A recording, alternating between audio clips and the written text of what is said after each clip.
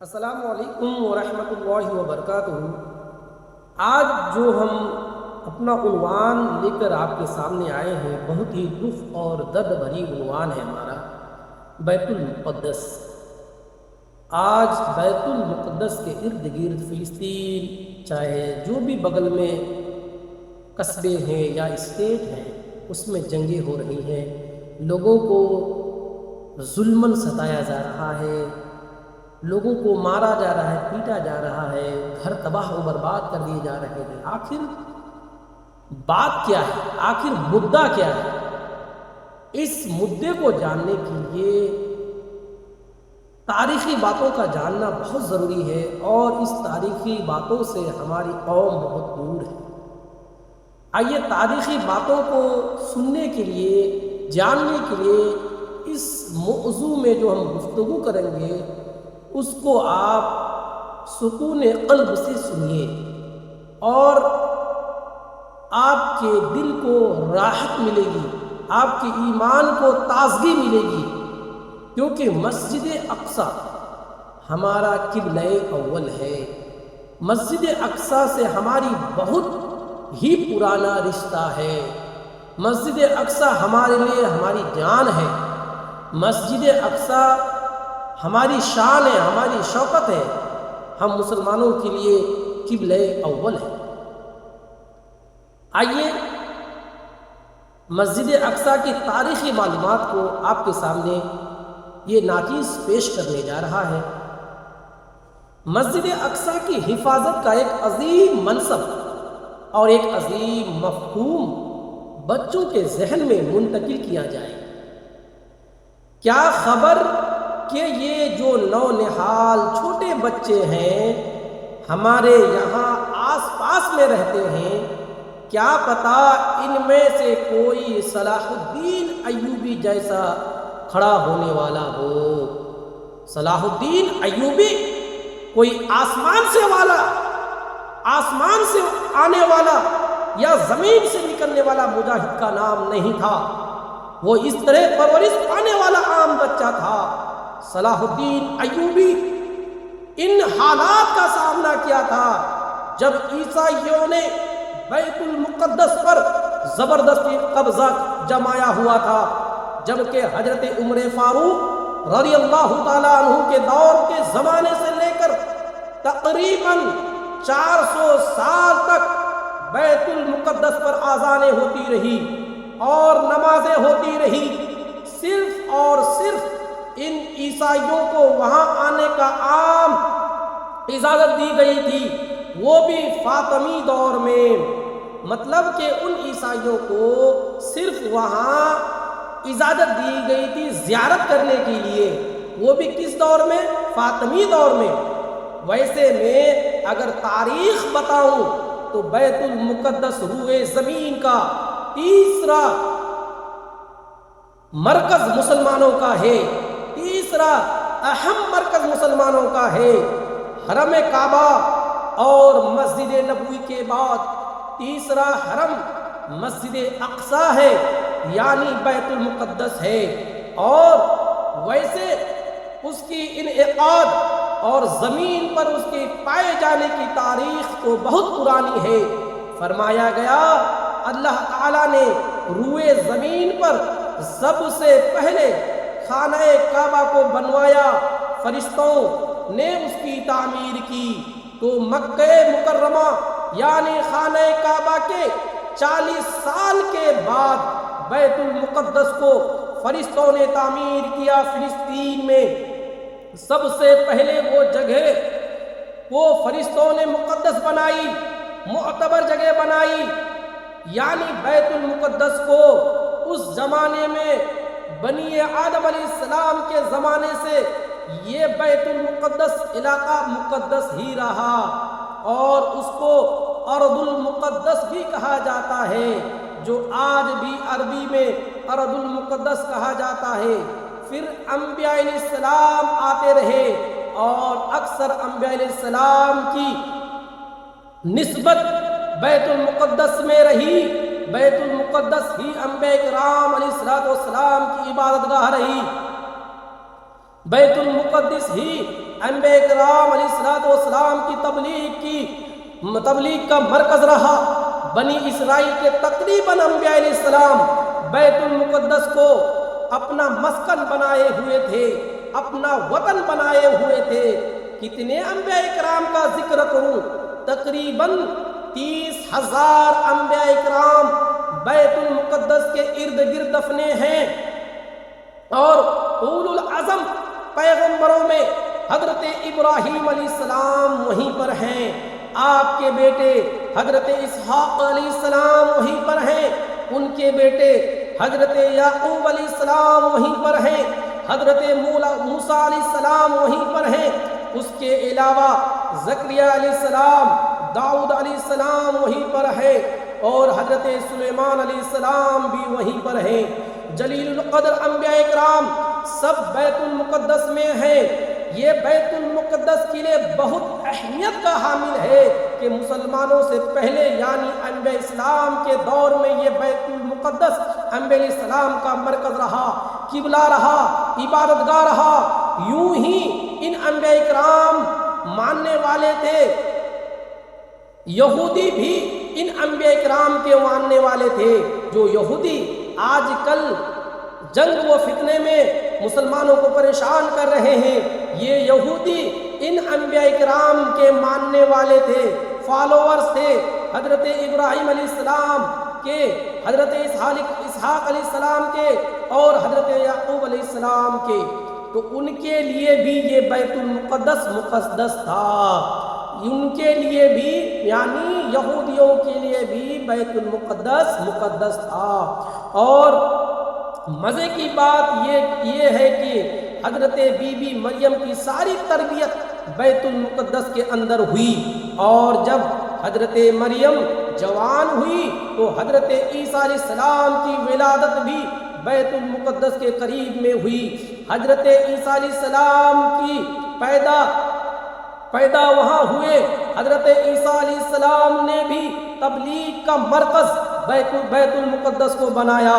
تو دنیا کے پرانے مذاہب میں، پرانے دین میں یہودیت کے لیے بھی وہ مقدس تھا، عیسائیوں کے لیے بھی وہ مقدس تھا،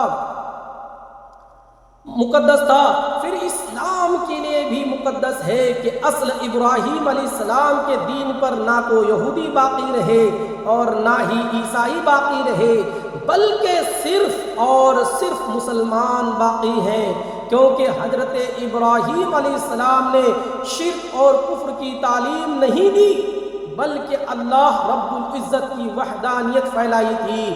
اور اگر اس دین پر کوئی قائم ہے تو مسلمان قائم ہے، اس دین پر جو چل رہے ہیں وہ مسلمان ہیں، وہ امت محمدیہ ہیں، اور انبیاء کرام کے وارثین بھی یہ مسلمان ہیں، یعنی امت محمدیہ ہے۔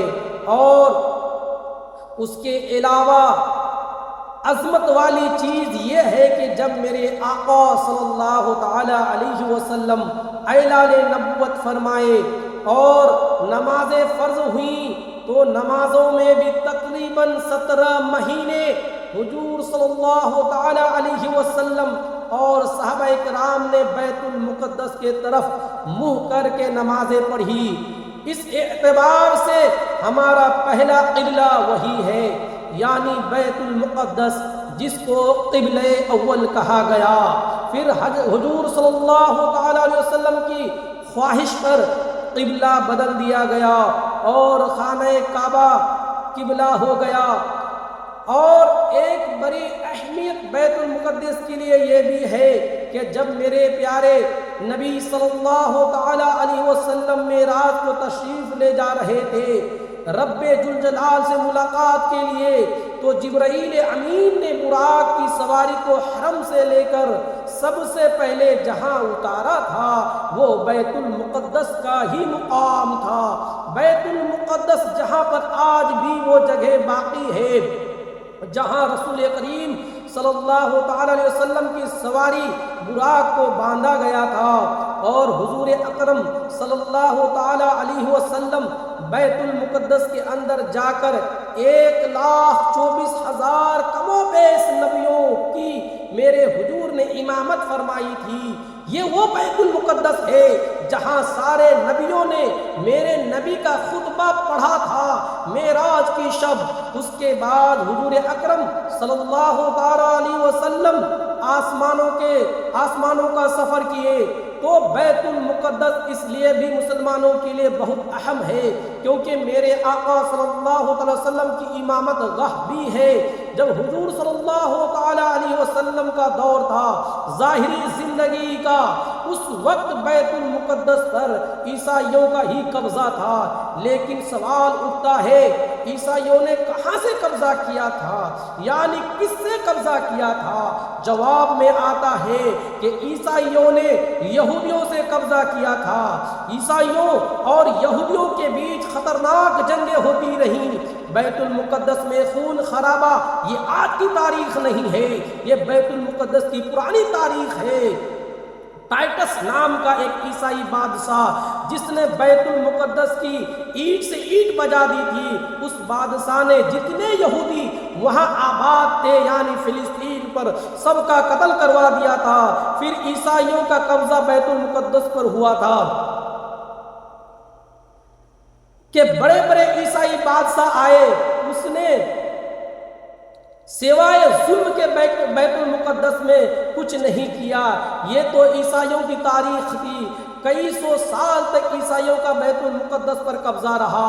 یہودیوں کا بیت المقدس تو چھوڑیے، فلسطین کے اندر داخلہ یعنی انٹری بھی ممکن نہیں تھی۔ عیسائیوں کا اتنا غلبہ تھا تو یہ تو کئی زمانے تک چلتا رہا۔ اصل یہاں پر کیا تھا میں آپ کو بتاتا ہوں۔ یہ بیت المقدس کا مسئلہ آپ کو سمجھنا اس لیے بھی ضروری ہے، آج پوری دنیا میں سب سے بڑا ایشو ہے۔ آئیے اس ایشو کو سمجھتے ہیں۔ حضرت آدم علیہ السلام کے بعد سے وہ جگہ مقدس تھی، فرشتوں کی تعمیر کی ہوئی، لیکن جب حضرت داؤد علیہ السلام تشریف لائے تو آپ نے ایک مسجد بنانے کا خیال کیا، کیونکہ آپ کی حکومت تھی، اس وقت آپ بادشاہ تھے، آپ نے ایک مسجد تعمیر کا حکم دیا، لیکن آپ کے زمانے میں وہ کام پورا نہ ہو سکا، تو آپ نے اپنے بیٹے حضرت سلیمان علیہ السلام کو حکم دیا مسجد کو پورا کرنے کو۔ حضرت سلیمان علیہ السلام آپ بھی اپنے وقت کا بادشاہ رہے اور حضرت داؤد علیہ السلام کے کرسی پر فائز ہوئے، اور وہ نبی بھی تھے، رسول بھی تھے، اور آپ کی امتی بھی تھی۔ اور حضرت سلیمان علیہ السلام کو اللہ تعالیٰ نے ایسی طاقت دی تھی کہ وہ ہواؤں میں بھی حکومت کرتے اور جنات پر بھی حکومت کرتے۔ تو حضرت سلیمان علیہ السلام نے کام شروع کرنے کا ارادہ کیا۔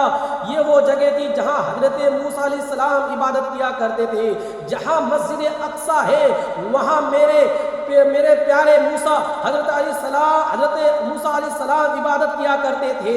اس جگہ پر سلیمان علیہ السلام نے ایک مسجد بنانے کا حکم دیا۔ یہ مسجد کا کام جنات بنانا شروع کیا، اس کا ذکر قرآن میں موجود ہے۔ حضرت سلیمان علیہ السلام نے جب پورا ڈیزائن دیا جناتوں کو کہ اس طرح مسجد کی تعمیر کرنی ہے تو جنات تعمیر کرتے رہے۔ جنات حضرت سلیمان علیہ السلام سے بہت ہی زیادہ خوف کھاتے تھے، ایک لمحہ بھی کام بند نہیں کرتے تھے۔ حضرت سلیمان علیہ السلام اپنی عصا لے کر کھڑے ہو کر کام دیکھتے رہتے۔ ایک وقت ایسا بھی آیا کہ حضرت سلیمان علیہ السلام کا انتقال ہو گیا۔ اسی پوزیشن میں جس طرح آپ ہمیشہ اپنی عصا لے کر کھڑے ہو کر کام دیکھا کرتے تھے، یہ میرے رب کی مصلحت تھی، ورنہ جنات کو پتہ ہوتا تو حضرت سلیمان علیہ السلام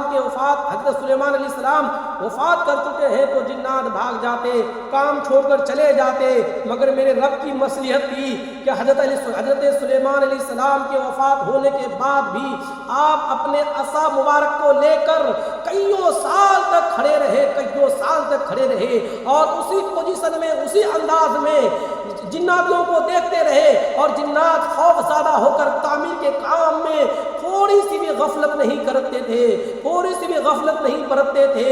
اللہ اکبر، یہ میرے رب کی مصلیحت ہے، یہ نبی اسلام کی معجزات ہے کہ آپ کے وفات ہونے کے بعد بھی کئیوں سال تک آپ اسی عصا کو لے کر اسی پوزیشن میں کھڑے رہے اور اسی پوزیشن میں کھڑے ہو کر جنات کے کام کو دیکھتے رہے، ورنہ جنات کو پتہ ہوتا تو کام چھوڑ کر بھاگ جاتے۔ تو حضرت سلیمان علیہ السلام وفات کے بعد کئی سال تک اپنے عصا لے کر یوں ہی کھڑے رہے، کیونکہ کام پورا نہیں ہوا تھا۔ جیسے ہی کام پورا ہونے کو آیا تو اللہ تبارک تعالیٰ قرآن میں فرماتا ہے، جب لکڑی کو دیمک کھا گئی تب حضرت سلیمان علیہ السلام کے جسم مبارک زمین پر تشریف لائے، تب جناتوں کو پتا چلا کہ حضرت سلیمان علیہ السلام کا وفات ہو گئے۔ سبحان اللہ، یہ میرے رب کی مصلحت تھی کہ جنات کو پتا نہیں چلا، ورنہ جنات کام چھوڑ کر بھاگ جاتے اور مسجد کا کام ادھورا رہ جاتا، مگر یہ میرے رب کی مصلحت تھی کہ مسجد کا کام بھی پورا ہو گیا اور حضرت سلیمان علیہ السلام کی جسم مبارک زمین پر تشریف لے کر آئے، تب تک بیت المقدس کا کام پورا ہو گیا تھا۔ پھر سارے جنات بھاگے۔ اس وقت اس کو بیت المقدس نہیں کہا جاتا تھا بلکہ ہیکل سلیمانی کہا جاتا تھا۔ یہ یہودیوں کے حساب سے یعنی ان کی عقیدے کے اعتبار سے ان کی پہلی ٹیمپل ہے یا پہلا مندر ہے یا پہلی مسجد ہے، لیکن بہت ہی مقدس تھی۔ دوسری جانکاری کے لیے انشاءاللہ العزیز دوسرا ویڈیو پھر بنائیں گے تاریخی معلومات کو لے کر اور آپ کے سامنے پیش کریں گے انشاءاللہ۔